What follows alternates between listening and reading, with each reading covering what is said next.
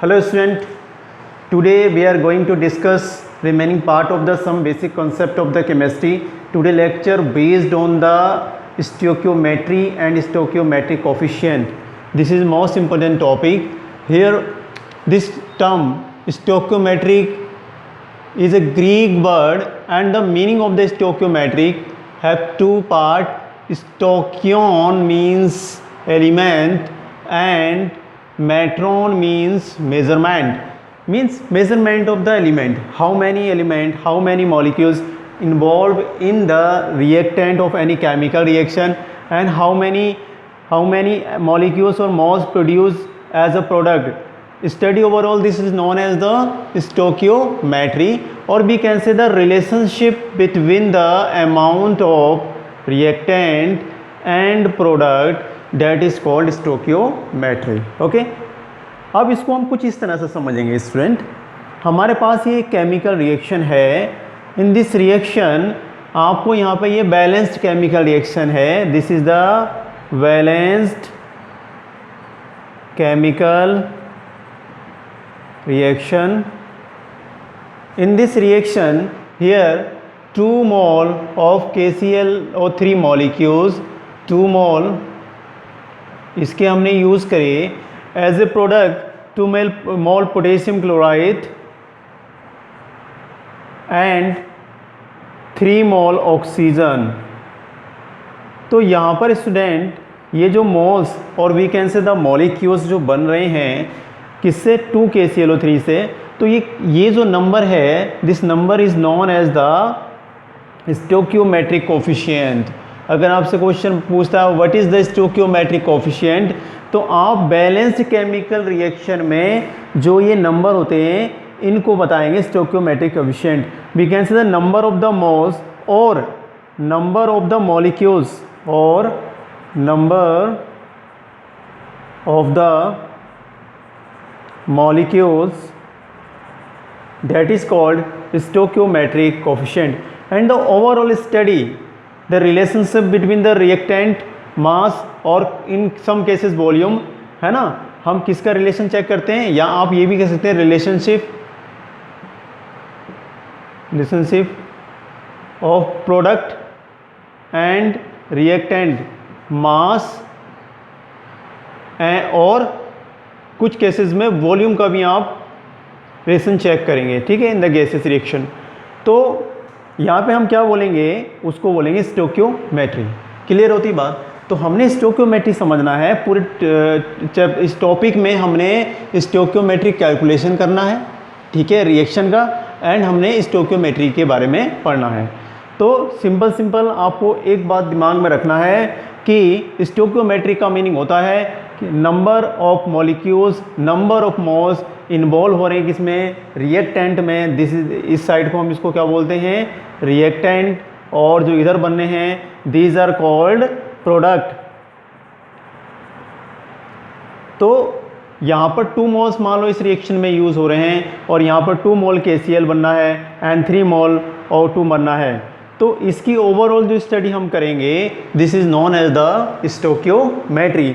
And the number in the balanced chemical reaction, mole or molecules, this is called the stoichiometric coefficient. Okay, आगे बढ़ते हैं, इसको note कीजिए.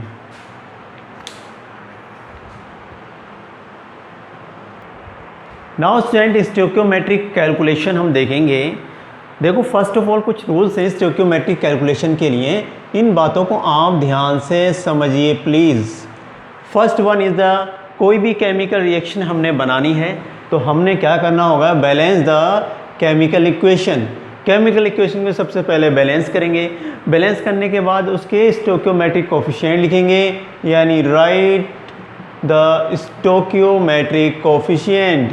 ठीक है. दूसरी बात करने के बाद थर्ड पॉइंट आपको ध्यान रखना है, convert the mole into the required quantity. जो अभी हम नीचे देखेंगे कि मोल को हमें रिक्वायर्ड क्वांटिटी में कैसे कन्वर्ट करना है. हमें क्वेश्चन जो दिया है उसके बेस्ड पर हमने ये काम करना होगा. अब कैलकुलेशन नंबर 1 हमने करना है स्टोइकियोमेट्रिक का. बहुत ध्यान से आप इसको समझेंगे और बहुत ज़्यादा इजी है ये, अगर आप समझ जाते हैं तो. ध्यान देना, यहाँ पे पहले उन्होंने टाइप दिया है मोल मोल रिलेशनशिप हमने पहले देखना है, यानी रिएक्टेंट भी मोल की, रिएक्टेंट भी क्या होगा, मोल का होगा, और प्रोडक्ट भी क्या होगा, मोल में ही दिया होगा। तो इन दोनों का रिलेशनशिप देखकर हमने बैलेंस करके स्टोइकियोमेट्री का पता लगाना है।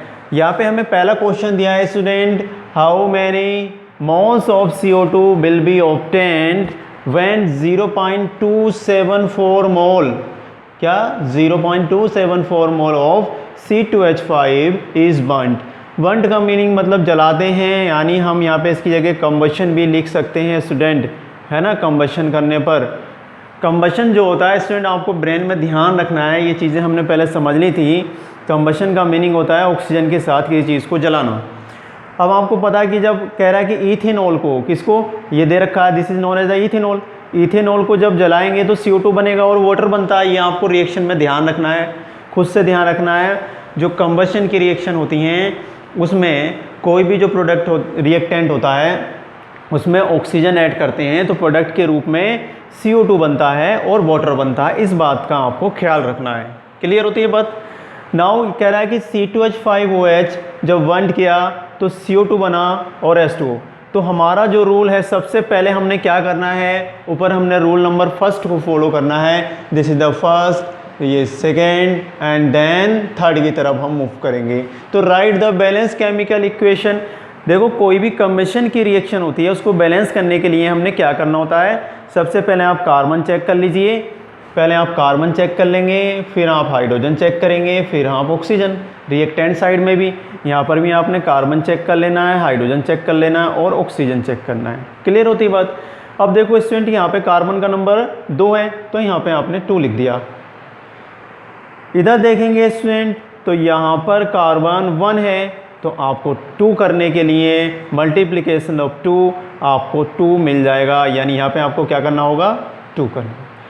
यहाँ पर हमने देखो कार्बन को बैलेंस कर लिया है। अब हम मूव करेंगे हाइड्रोजन की तरफ। रिएक्टेंट में देखेंगे पहले हाइड्रोजन, रिएक्टेंट में देखते हैं, ऐसा नहीं आप प्रोडक्ट में बैलेंस कर दें। रिएक्टेंट में देखो यहाँ पर कितने हैं, 5 और 1, तो यहाँ पर हम लिख लेंगे हाइड्रोजन का नंबर 5 और 1, ये 6। देखो H5 और 1 6, तो हाइड्रोजन आपके यहाँ पर 6 हो गए हैं। यहाँ पे हाइड्रोजन आप चेक कीजिए, यहाँ पर H2O यानी H2 2 हाइड्रोजन हैं, यहाँ पर कितने हैं, 2 हैं, तो वहाँ पर 6 हैं। इधर आप बैलेंस करेंगे प्रोडक्ट की साइड में तो आपको क्या करना होगा स्टूडेंट, यहाँ पर मल्टीप्लिकेशन विथ 3, यू ऑब्टेन 3 2 जा 6, तभी तो 6 होंगे। यानी आपने यहाँ पर क्या करना है, 3 से मल्टीप्लिकेशन करनी होती है। नाउ हम बात करेंगे ऑक्सीजन बैलेंस करने की। बहुत सिंपल, ऑक्सीजन देखिए यहाँ पे 1 ये है और 2 ये है, सिंपल। तो ऑक्सीजन का नंबर यहाँ पर स्टूडेंट 2 और 1 3 है अभी, ठीक है। यहाँ पर कितना है, यहाँ पर 1 तो ये है और 2 ये है। यहाँ पे ऑक्सीजन ध्यान से देखेंगे तो यहाँ पर देखो 2 जो ये स्टोइकियोमेट्रिक कोफिशिएंट है, ये जो नंबर हम लिख रहे हैं सब, these number called stoichiometric coefficient. Here 2 और 2 यहाँ से जब इसके साथ हम मल्टीप्लिकेशन, क्योंकि ऑक्सीजन यहाँ पे 2 में है तो 2 2 जा 4, ऑक्सीजन 4 तो यहाँ पर हो गया स्टूडेंट। एंड अब ये H2 तो हाइड्रोजन के 2 हैं, अगर हम इसकी बात करते हैं तो 3 का मल्टीप्लिकेशन है, तो यहाँ पर जो ऑक्सीजन है वो कितना है, 3 है, तो 4 यहाँ पर और 3 कितना आएगा, ऑक्सीजन 7 आ रहा है स्टूडेंट। अब यहाँ पे हमने बैलेंस करना है तो एक काम कीजिए, यहाँ पे 3 का मल्टीप्लिकेशन कर दीजिए, है ना, क्योंकि यहाँ पर क्या है, 1 ये है स्टूडेंट और 3 2 जा 6, 1 प्लस आपको मिल जाएगा, है ना। आपने 3 में क्या करा है, 2 का इस तरह से 3 का मल्टीप्लिकेशन, तो 3 2 जा 6 1 7। तो अब आपको स्टूडेंट यहाँ पर बैलेंस नंबर मिल गया है, यानी यहाँ पे कार्बन। रूल याद रखना, कंबशन रिएक्शन में CHO रूल, कौन सा रूल याद रखना आपको, CHO रूल। यहाँ लिख देता हूँ मैं, CHO रूल। पहले कार्बन को बैलेंस कर लो, फिर हाइड्रोजन को बैलेंस कर लो, फिर ऑक्सीजन को बैलेंस कर लो, तो बैलेंसिंग करने में अब कोई समस्या आपको नहीं आएगी, ठीक है। नाउ इस स्टेप को हमने कंप्लीट किया, मूव करते हैं स्टेप नंबर 2 पर। स्टेप नंबर 2 में हमने क्या करना है, हमारा जो क्वेश्चन है उसमें स्टोइकियोमेट्रिक कोफिशिएंट है ना, तो क्वेश्चन में हमें बैलेंस करने पर मिला, देखो यहाँ पर अगर कोई नंबर नहीं है, ये तो एक पूरा मॉलिक्यूल है ना, और इस मॉलिक्यूल का अभी कोई नंबर नहीं है, इसका मतलब यहाँ पर क्या होगा, 1 होगा। ये क्या होगा, 1 होगा। तो C2H5OH कितना है, आप बोलेंगे 1 मोल है स्टूडेंट। कितने मोल है, 1 मोल। ठीक है, 1 मोल आपको C2H5OH मिल गया।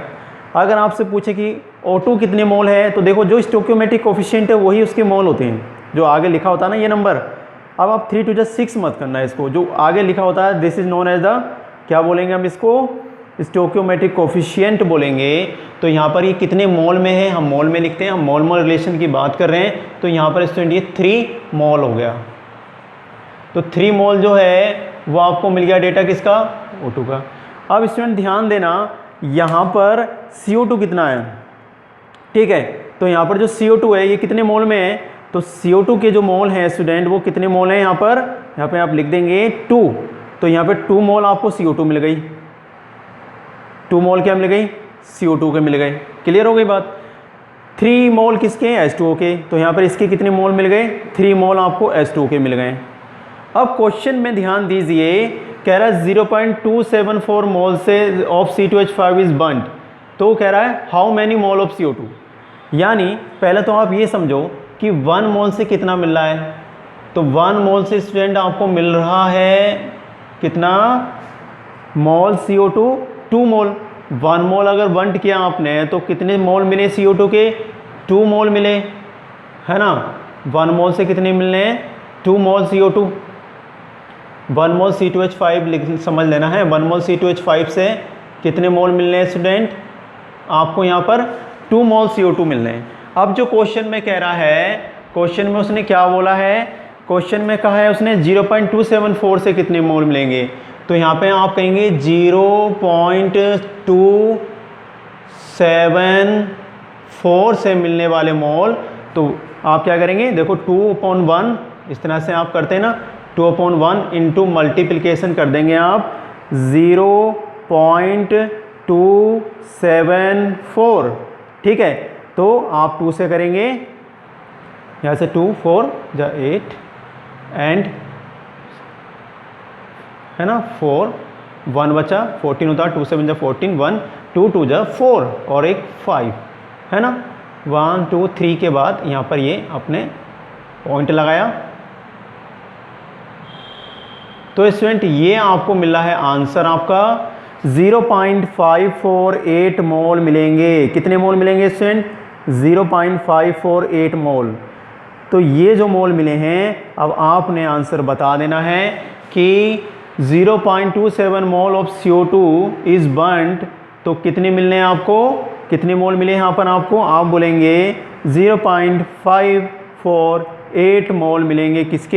किसके मोल मिलेंगे, CO2 के। तो ये मोल जो बने हैं किसके, CO2 के मिले।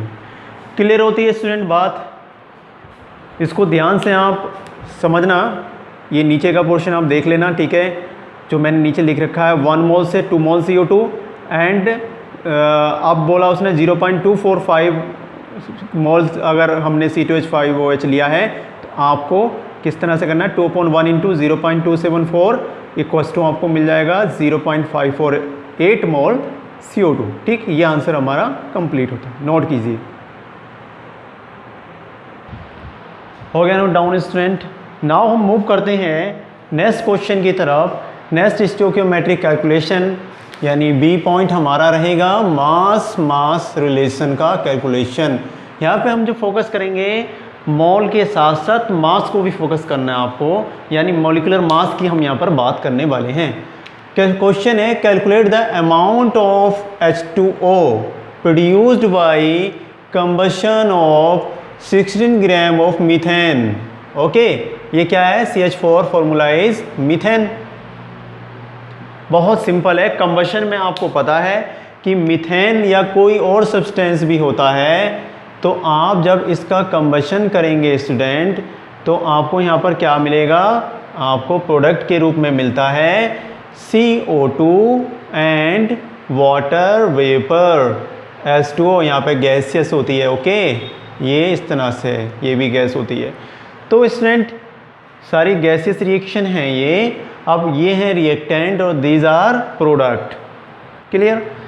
सबसे पहले आपको याद है rule, CHO rule, simple CHO rule.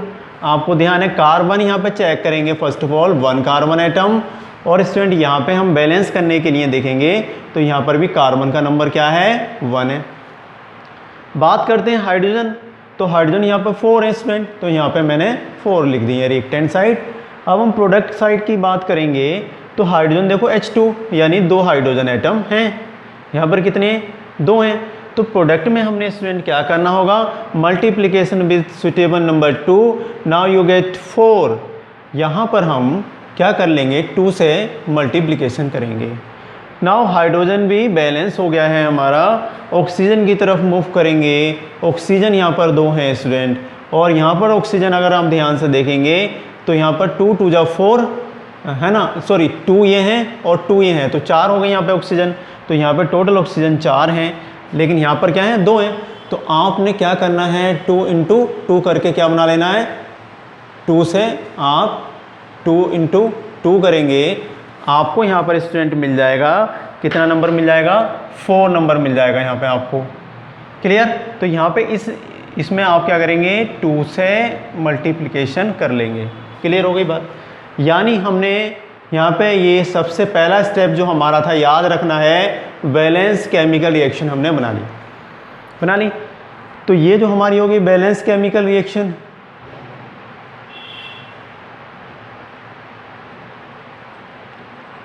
अब दूसरी बात जो हम करते हैं स्टोइकियोमेट्रिक कोफिशिएंट के साथ साथ हम मोल देखेंगे।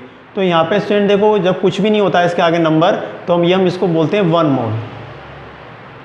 यहाँ पर ये 2 है नंबर, तो ये हो जाएगा 2 मोल। यहाँ पर कोई भी नंबर नहीं है तो ये 1 मोल।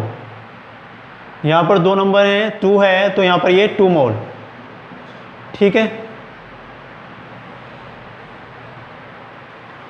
तो हमने सेकेंड बात हमने पूरी कर ली कि हमने स्टोइकियोमेट्रिक कोफिशिएंट से मोल को लिख लिया है। हमारा क्वेश्चन बेस्ड है मास पर, देखो 16 ग्राम बोला है, तो ये क्या है मास है स्टूडेंट। तो हमने क्या निकालना है, मास रिलेशनशिप निकालना होता है। बहुत सिंपल सा है। अब आप क्या करेंगे, मोल मल्टीप्लिकेशन विद मास, है ना, मोल का जो है आपने मास से, तो 1 मोल जो दे रखा है, पहले तो आपने 1 मोल लिखना है, इनटू आपने CH4 का मास लिखना है। तो CH4 में देखो स्टूडेंट कार्बन का मास होता है 12 एंड हाइड्रोजन 1 और 4 है, तो 4 × 1 आपको स्टूडेंट यहाँ पे मिल जाएगा 1 × और यहाँ पे 4 1 जा 4 16। यानी आपको स्टूडेंट इसमें मास जो मिला वो मिला स्टूडेंट CH4 का 16। ठीक है, 16 ग्राम आपको मास मिल गया। सिंपल याद रखना है आपको, मोल को जो है मल्टीप्लिकेशन करना है, मोल को आपको मास से, जो एलिमेंट और जो कंपाउंड है यानी जो मास ऑफ कंपाउंड है उससे मल्टीप्लिकेशन करके हम थर्ड स्टेप में एंट्री करेंगे।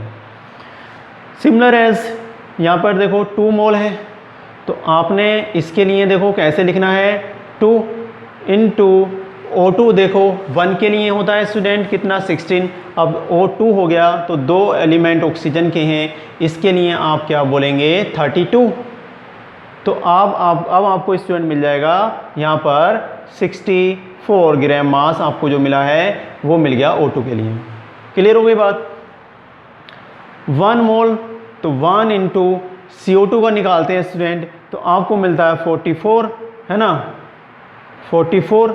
तो आपको यहाँ पर मास मिल जाएगा टोटल 44 ग्राम, तो ये आपको मिला CO2 के लिए।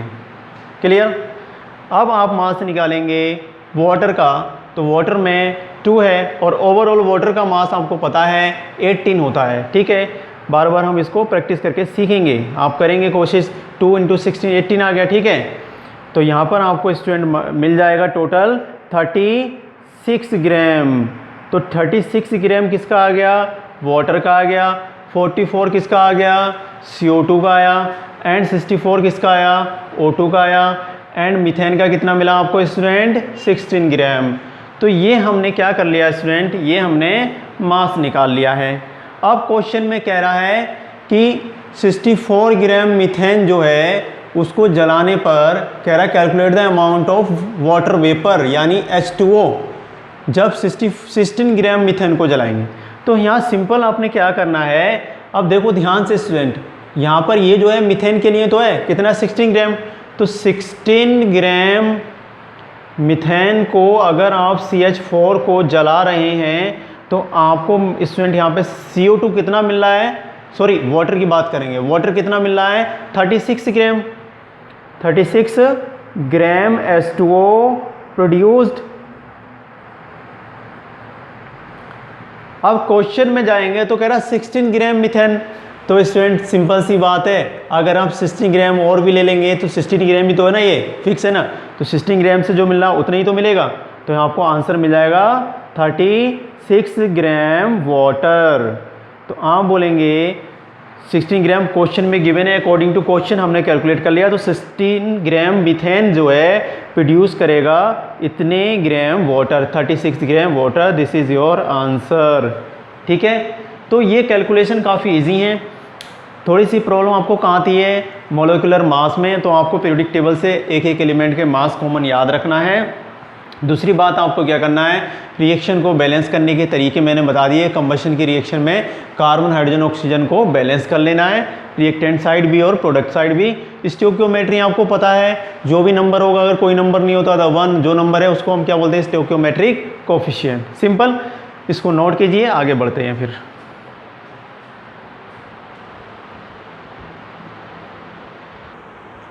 Now student question number 3, this calculation based on मास और मोल रिलेशनशिप, या हम बोल सकते हैं मोल एंड मास रिलेशनशिप पर बेस्ड इक्वेशन है। ऐसा भी हो सकता है कि मास उसने रिएक्टेंट का दे दिया है और प्रोडक्ट के मोल हैं, है ना, या फिर बोल दिया उसने मोल जो है वो रिएक्टेंट के हैं और मास जो है किसका है, वो प्रोडक्ट का है।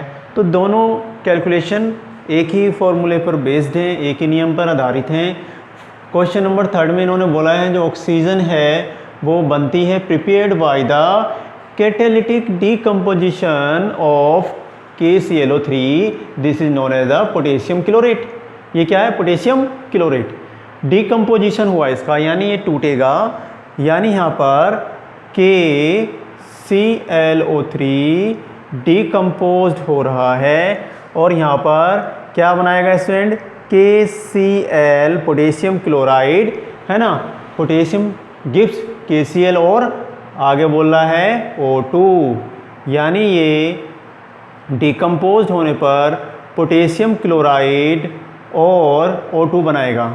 क्लियर, आगे बोल रहा है 2.4 मोल जो है ऑक्सीजन है is needed for an experiment, how many gram of KClO3, यानी KClO3 के कितने मोल चाहिए, कितने 2.4 मोल ऑफ ऑक्सीजन बनाने के लिए, कितना हमें कितने ग्राम चाहिए, कितना मास चाहिए, ग्राम से बोल रहा है तो कितना मास चाहिए। ठीक, तो मास पूछा है किसका, KClO3 का। अब समझना बात को, सबसे पहले बैलेंस करेंगे, है ना, 2 KClO3 2 KCl + 3 O2, simple balance करना आ गया।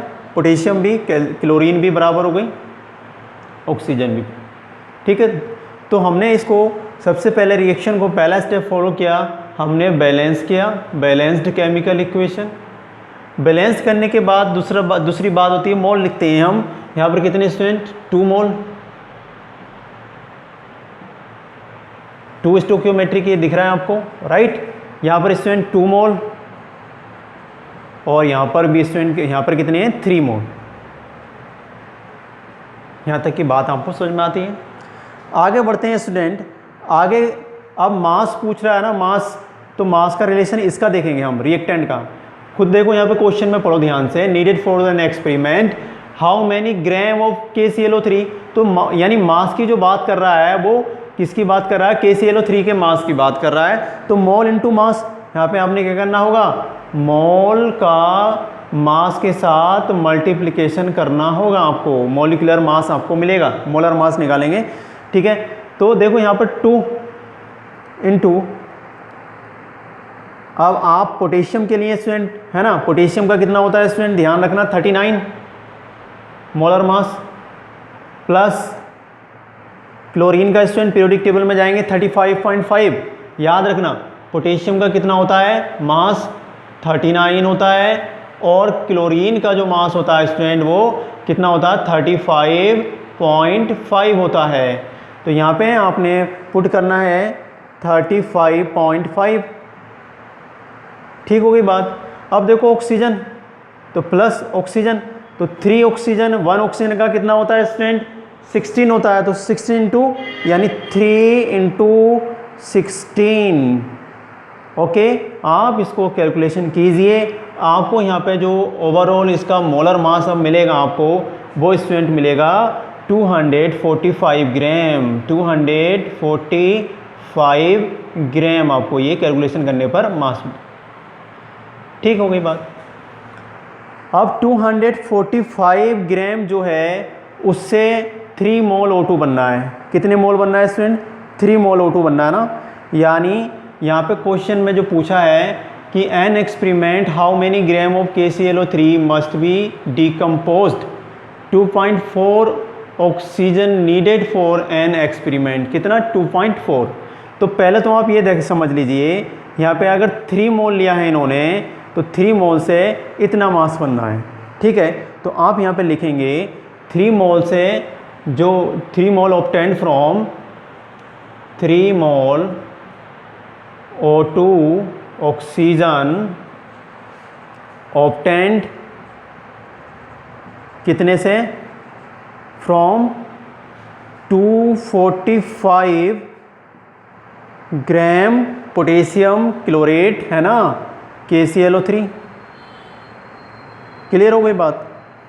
अब स्टूडेंट यहाँ पर उसने कहा है कि 2.4 कितने से बनेगा तो 2.4 मोल ऑक्सीजन ऑब्टेन्ड फ्रॉम आपने क्या करना है वही सिंपल सा 245 जो मैथमेटिकल मेथड आप यूज़ करते हैं अपॉन 3 मल्टीप्लिकेशन। ये यहाँ पर इधर आकर क्या करता है मल्टीप्लिकेशन करेगा है ना यानी 2.4।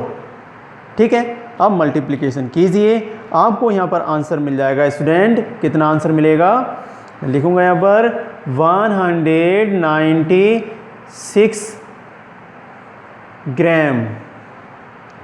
तो 196 ग्राम आपको क्या चाहिए पोटेशियम क्लोरेट आपको ऑब्टेन होना चाहिए है ना। इतना आपको KClO3 आपको इतना मिलेगा।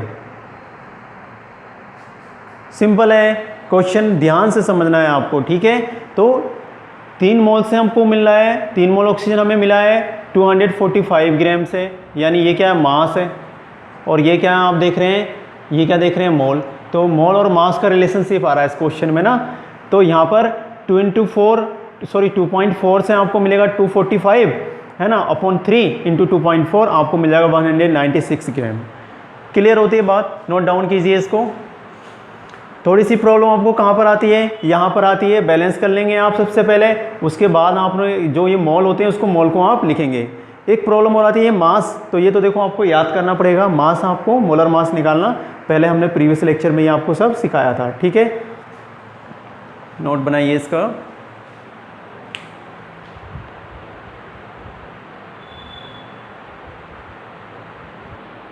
हो गया note down student. Now the next question number 4 it based on the mass volume relationship. हमने मास और वॉल्यूम का रिलेशन देखना है। यहाँ पे वॉल्यूम फिक्स क्या है इन्होंने NTP। तो एक बात आपको ध्यान रखना है अगर NTP बोलता है तो नॉर्मल टेम्परेचर प्रेशर ये एक स्टैंडर्ड यूनिट रहती है। इस यूनिट पर जो वॉल्यूम होता है स्टूडेंट जो भी रिएक्शन होती है अगर उसमें हम वॉल्यूम बोलते हैं तो ये फिक्स है स्टूडेंट 22.4 लीटर। कितना रहता है 22.4 लीटर रहता है। तो NTP जहाँ पे यूज़ हो रहा है वहाँ पर वॉल्यूम आप कितना रखेंगे 22.4 लीटर रख लेंगे। क्लियर हो गई बात। तो ये कॉन्सेप्ट आपको समझ में आता है। ठीक है अब स्टूडेंट हमने क्वेश्चन देखना है calculate the amount of KClO3 needed to supply sufficient oxygen for burning 100 to 12 litre of carbon monoxide gas NTP। यानी कह रहा है कि कार्बन मोनोऑक्साइड जो है उसको आपने किस पर, NTP पर नॉर्मल टेम्परेचर प्रेशर आपने रखना है। जो भी नॉर्मल टेम्परेचर प्रेशर होता है उस पर अगर आप इसको जलाते हैं तो आपको कार्बन डाइऑक्साइड गैस मिलती है। बैलेंस कर लेंगे, तो बैलेंस किया आपने, इसको पहले बैलेंस कर लिया और बैलेंस करने के बाद 1 मोल, हाफ मोल एंड 1 मोल, यहाँ पे कोई भी नहीं लिखा है तो 1 मोल, तो ये आपके स्टोइकियोमेट्रिक कोएफिशिएंट आ गए। अब बात को आप समझना, आगे बोला है calculate the amount of KCl3 needed to supply sufficient oxygen. यानी KCl जो है जो पोटेशियम क्लोरेट है वो कह रहा है कि burning 112 gram of carbon monoxide, इस यहाँ से ऑक्सीजन देना है। यानी ये जो ऑक्सीजन है, यहाँ पे जो ऑक्सीजन हमें मिल रही है, ये इसको देगा, कितने देगा, तो यहाँ पर 22.4 लीटर ऑफ कार्बन मोनोऑक्साइड। यानी ये जो है, ये मैंने बोला NTP पर, जो ये वॉल्यूम हमें NTP वाला वॉल्यूम है, इस पर रिक्वायर्स O2 जो है वो 0.5 मिल रही है हमें बैलेंस। हमें पता है कि हम नॉर्मल टेम्परेचर प्रेशर पर अगर कार्बन मोनोऑक्साइड को बर्न करते हैं तो आपको CO2 मिलती है। तो आप कितने के साथ, तो हमने बैलेंस करके 0.5 मोल निकाल लिया O2, ठीक है, इतनी मिलती है। अब हमारे क्वेश्चन में दे रखा है कि 112 लीटर और कार्बन मोनोऑक्साइड, तो अब यहाँ पर 112, ये तो NTP पर मिल रहा था, फिक्स है ये तो, अगर NTP क्वेश्चन में दिया है तो ठीक है। तो 112 से कितना मिलेगा, 0.5 अपॉन 22.4 इंटू 112 आपको मिलेगा 2.5 मोल। क्लियर, तो यहाँ पे आपको 2.5 मोल मिल रहा है। अब देखो, आपने KClO3 को बैलेंस करने का तरीका पहले भी हमने रिपीट हो रही reaction, 2KClO3 2KCl plus CO2 reaction को हमने बैलेंस किया, ठीक है। अगर आप 2 मोल ले रहे हैं तो यहाँ पर आपको 2 मोल KCl के और 3 मोल किसके मिलेंगे, ऑक्सीजन के मिलेंगे। क्लियर, आपने क्या करना है, मास निकालना है ना। तो मास आपको अभी पहले भी हमने निकाला था, 245 मिल जाएगा ये वैल्यू, यानी पोटेशियम का 39, क्लोरीन का 35.5 रख देंगे एंड ऑक्सीजन 3 है तो 3 इंटू 16। अब समझना बात को, 3 मोल O2 जो मिल रही है यहाँ पर, कितने मोल है student, 3 mole O2 produce from 245 gram 245 gram KClO3। आप कह रहा है कि 2.5 जो हमें मिला यहाँ पर, इसके लिए निकालेंगे ना अब कितना हमें KClO3, तो 2.5 मोल ऑफ O2 कितने से निकलेगी, KClO3 से, तो 245 अपॉन ये यहाँ पे 3 कर देंगे इंटू 2.5। क्लियर है बात, तो आपको यहाँ पर मिल जाएगा 204 इंटू 0.16 ग्राम KClO3। इतना KClO3 आपको चाहिए, ठीक है। इसके लिए ठीक simple, sufficient oxygen for burning 112 gram of carbon monoxide gas NTP, calculate the amount of KClO3। तो KClO3 की कितनी अमाउंट चाहिए हमें, KClO3 की 204.16 ग्राम KClO3 रिक्वायर्ड हमें होगा NTP पर, ठीक है। इसको नोट कीजिए, फिर आगे रिलेशन की तरफ हम बढ़ते हैं।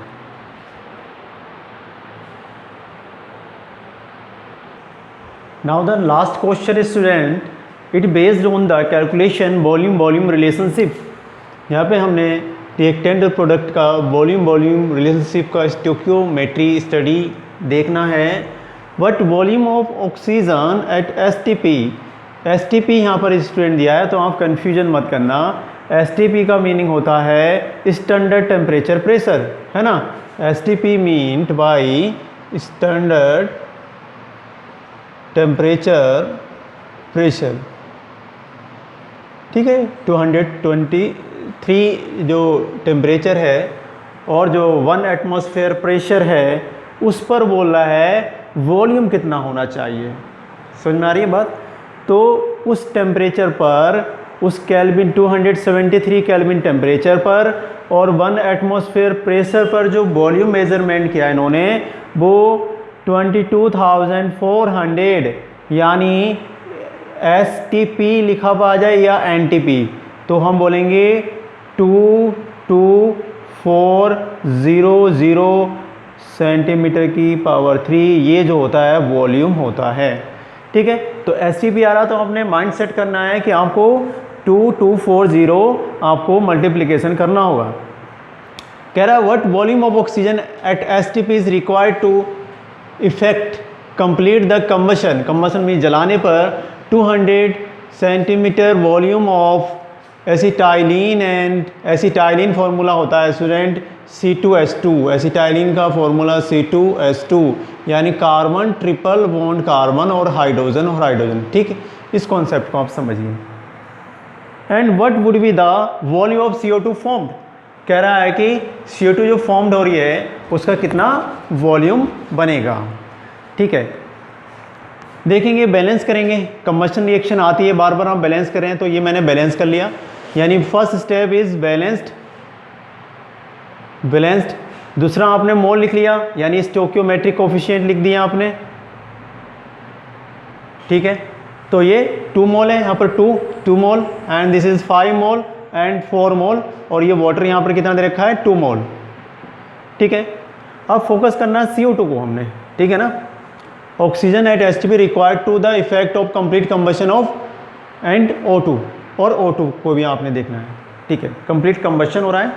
तो आप जब STP की बात करते हैं तो मल्टीप्लिकेशन इस मोल का करेंगे 200, क्योंकि आप क्या देख रहे हैं वॉल्यूम, तो इसका वॉल्यूम STP पर इतना होगा तो 2 इंटू वॉल्यूम के साथ कर लेंगे मोल का।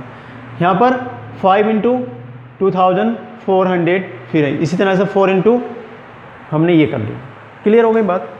नाउ स्टूडेंट, अगर हमने बात करनी है 2 इंटू 22400 जो वॉल्यूम ऑफ C2H2 रिक्वायर्ड कितना रिक्वायर्ड कर रहा है जलने के लिए 5 इंटू 22400 वॉल्यूम ऑफ O2। ठीक है, इतने वॉल्यूम के साथ ही तो ये कंप्लीट कंबशन कर रहा है ना। इसका जो कंप्लीट कंबशन होगा वो इतने के साथ ऑक्सीजन के साथ होगा, इतने ऑक्सीजन उसको रिक्वायर्ड होगा। अगर स्टूडेंट 200 क्वेश्चन में मेंशन्ड है 200 अगर वॉल्यूम आपको दे दिया सेंटीमीटर की पावर 3 मींस वॉल्यूम 200 वॉल्यूम अगर दिया है C2H2 रिक्वायर्ड, तो आप कैसे निकालेंगे स्टूडेंट? बिल्कुल सिंपल, 5 इंटू 22400 वॉल्यूम अपॉन ये नंबर इधर नीचे आता है, आपको पता है 2 इंटू 22400 सेंटीमीटर की पावर 3। आप इसको जब कैलकुलेट करते हैं तो आपको स्टूडेंट यहाँ पर कितना मिलेगा? अच्छा, कह रहा है 200 भी है तो मल्टीप्लिकेशन विद 200।